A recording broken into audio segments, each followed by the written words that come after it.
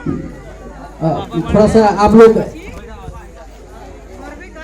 शांति का परिचय देते हुए थोड़ा सा आप लोग 2 मिनट हमको सुन लें, उसके बाद फिर तो हम लोग अपना नाच गाना करबे करेंगे। साथियों, बाबा साहब के जो संविधान में आप लोगों को जो अधिकार मिले हैं उसको हमको जानने की जरूरत है, खास करके महिला पुरुष और जो हमारे बच्चे हैं उन लोगों को। बाबू थोड़ा सा आप लोग शांति बनाए रखें। देखिए, महिला सशक्तिकरण के योगदान, महिलाओं को पुरुष के समान बराबरी कानूनी का अधिकार बाबा साहब ने दिया है। न ही कोई किसी देवी देवता, इतने आप लोग पूछते चले आए, बल्कि किसी देवी देवता ने आप लोगों का उद्धार नहीं किया। आज के डेट में आप लोगों से मैं एक सवाल करके जाऊंगा कि क्या आप किसी मंदिर में किसी महिला को मुख्य पुजारी देखी हैं? कभी नहीं देखी होंगी।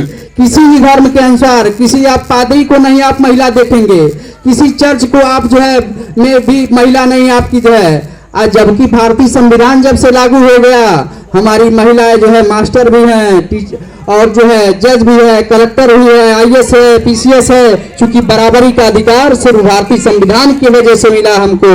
महिला सशक्तिकरण में महिलाओं को अपने मर्जी से जो है बच्चा गोद लेने का अधिकार, किसी भी जाति या लड़के को जो है वैवाहिक करने का अधिकार, पति और पत्नी का एक समान में एक ही शादी करने का भी अधिकार, पति के मृत्यु के पश्चात भाइयों को बराबर का अधिकार, तलाक देने की स्थिति में पति पत्नी को सहायता का अधिकार, विधवा को दोबारा विवाह करने का अधिकार किसी भी स्थिति में, ये सब जो है भारतीय संविधान में वर्णित है।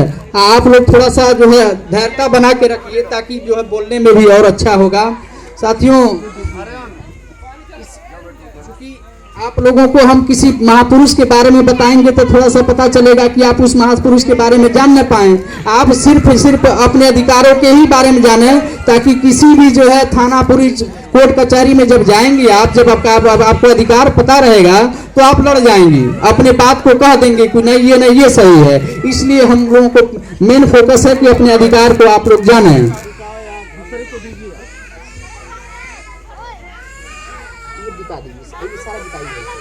ना फर्क बा गर्मी ना। मैं पुनः एक चीज दोहराते हुए चल रहा हूँ, क्योंकि पिछले बार भी उस चीज को मैं दोहराया हूँ। आज के डेट में जो हम लोग मोबाइल से लेकर के जितने भी तकनीकी चीज देख रहे हैं, ये सब के सब देन सिर्फ बाबा साहब का है और किसी देवी देवता का देन नहीं है। साथियों, उदाहरण के तौर पर जैसे देख लीजिए, रोजगार कार्यालय की स्थापना, जो साइकिल वगैरह मिलता है रोजगार कार्यालय से, वह जो है सिर्फ वहीं से मिलता है, न कि और किसी देवी देवता ने नहीं दिया। कर्मचारी बीमा योजना का भी जो है बाबा साहब ने किया। हमारी महिलाएं जो है, चाहे हमारे पूर्वज 12-12 घंटा 24-24 घंटा इसी जो है अपने लोगों को बीच में काम किया करते थे। उसके बावजूद भी उनको उचित जो है धन नहीं दिया जाता, मजदूरी उचित नहीं दिया जाता। जबकि बाबा साहब ने कानून बना करके जो है 12 घंटा से घटा करके 8 घंटा करने का काम किया। इतना ही नहीं, महिलाओं को जो है अगर नौकरी पेशे में है तो उनको प्रसूति का भी उसका दिया जाता था। साथियों, ट्रेड यूनियन की भी मान्यता दी गई, महंगाई भत्ता भी, अवकाश का वेतन भी देने का। आज हम लोग कहते हैं कि अरे इंश्योरेंस कराए हैं, अगर एक्सीडेंट हो जाएगा तो उस जमाने बाबा साहब का सोच है था कि आज जब इंश्योरेंस हुआ तब जाके मृत्यु के बाद जो है पति का अगर मृत्यु हो जाती है तो उसका लाभ पत्नी को मिलता है। साथियों, कानूनी हड़ताल का भी प्राविधान था। प्रोविडेंट फंड, श्रमिक कल्याण कोष, तकनीकी प्रशिक्षण योजना, सेंट्रल सिंचाई आयोग, वित्तीय आयोग का गठन, 1 वोट 1 मैन का अधिकार। पहले ये हुआ करता था कि जो चालाक लोग थे कहते थे कि हम 2 वोट देंगे, आपको सिर्फ 1 वोट का भी अधिकार नहीं मिलता था। ये लोग कहें कि ये जो है आप लोगों को जो है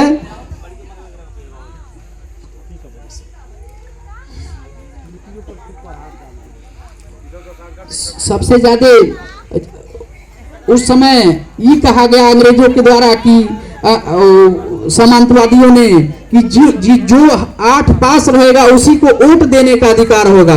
जबकि बाबा साहब ने गोलमेज सम्मेलन यानी लंदन जाकर के इस मामले को वहां उठाते हैं कि नहीं, ऐसा हो नहीं सकता है। हमारे बहुसंख्यक लोग, ओबीसी SC के लोग पढ़े लिखे नहीं हैं, इसलिए जो है उनको वन वोट वन मैन का अधिकार दिया गया।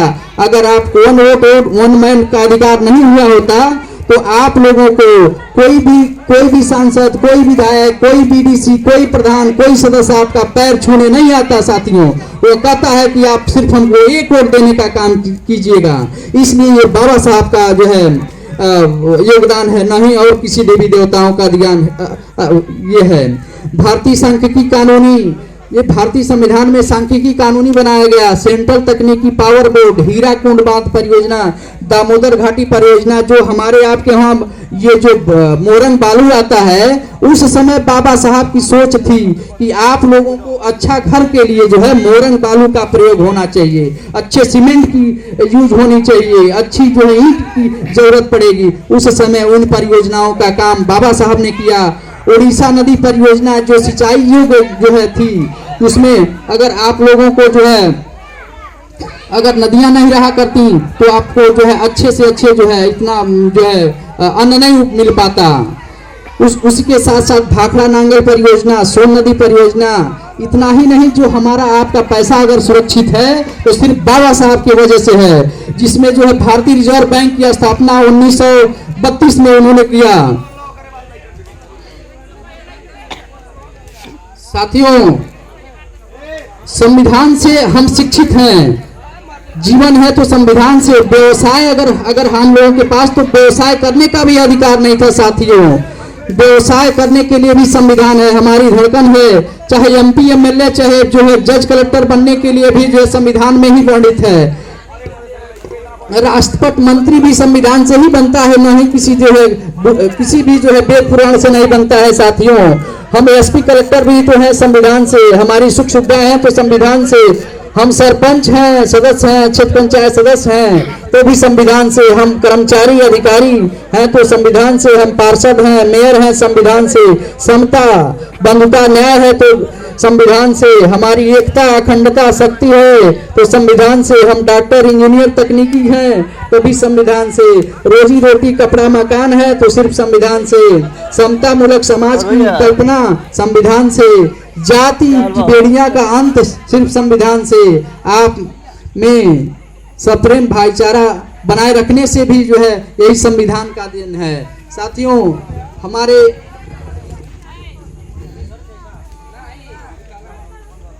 एक थोड़ा सा जो है ये सुप्रीम कोर्ट द्वारा जो है एक हमारे महापुरुष रहे जो है वो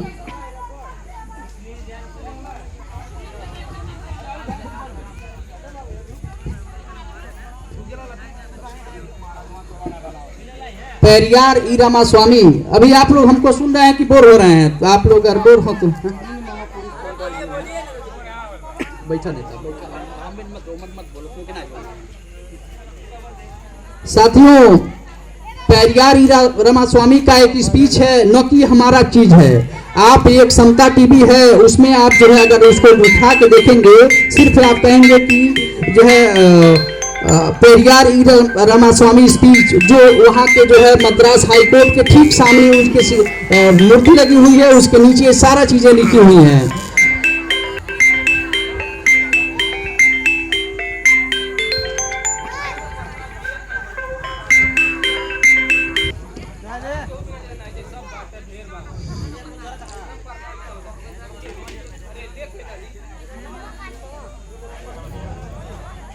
अरे जी यहाँ बैठल बा, पहले ओके दे लो, ओकर बाद तो देखियो।